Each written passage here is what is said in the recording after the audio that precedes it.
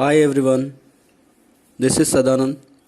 Here I am to explain digestion in small intestine and large intestine. Let me know digestion first of all in small intestine.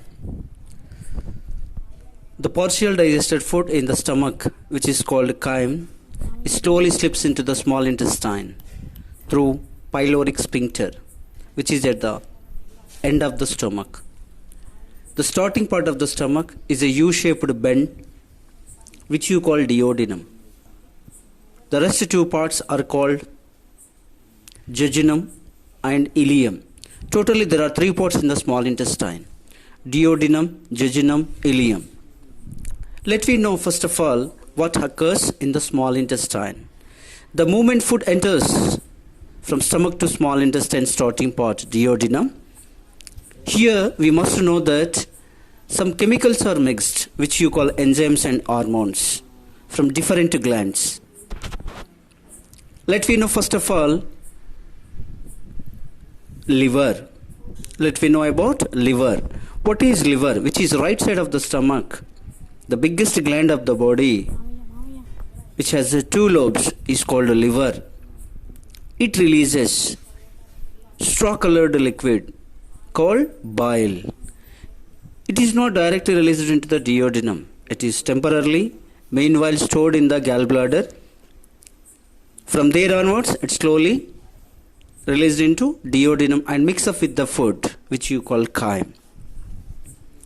Let me know what is the role of the bile.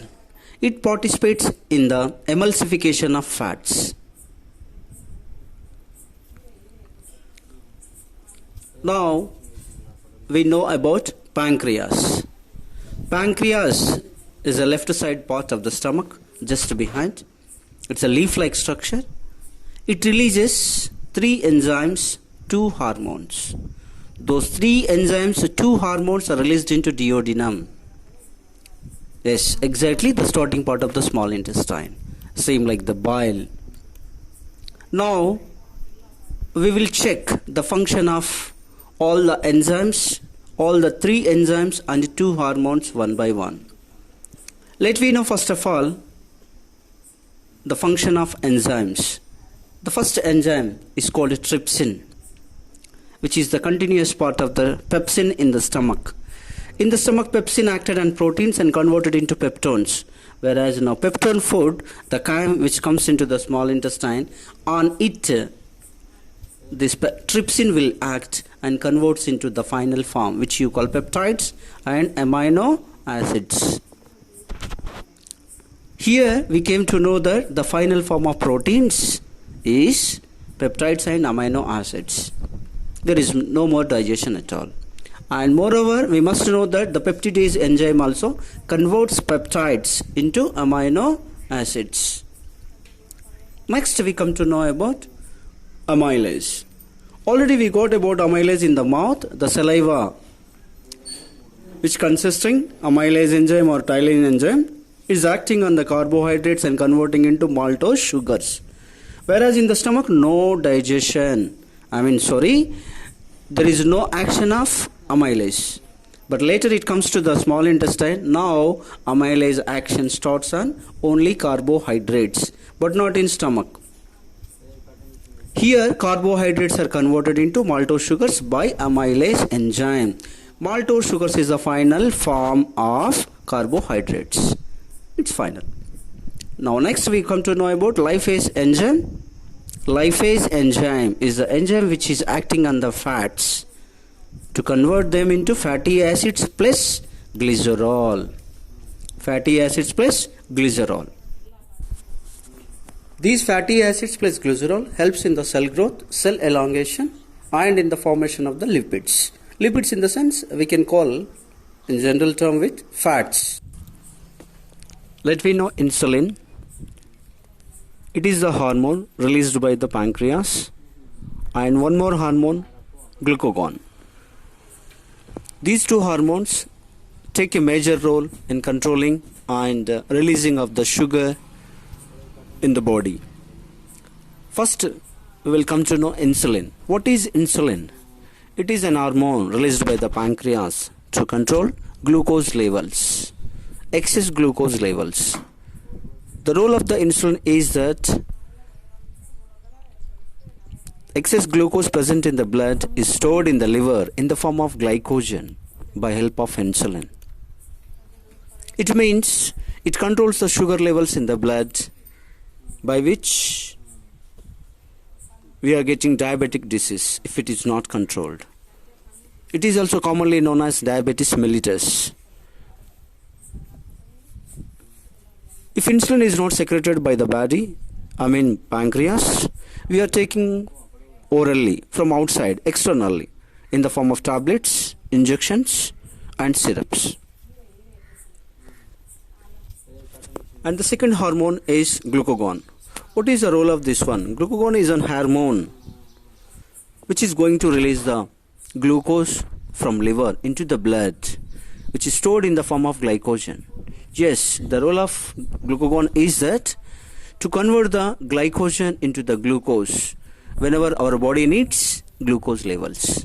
For example, we can take whenever we are in fasting, our body needs energy. That energy is given by the liver itself. Then glucagon hormone will help to release the glycogen which is stored in the liver into the glucose form. These two are very helpful in the body. Now the food is completely digested in the small intestine. Already we got that the three enzymes which are released by the pancreas, like trypsin, amylase, lipase, they converted the food into their final forms, like proteins converted to amino acids, carbohydrates converted to maltose sugars, whereas fats converted to fatty acids and glycerol. This is all the final form which is in the liquid form should be imbibed into the blood. This process takes place through the small folds which are present in the small intestine, which we call villi.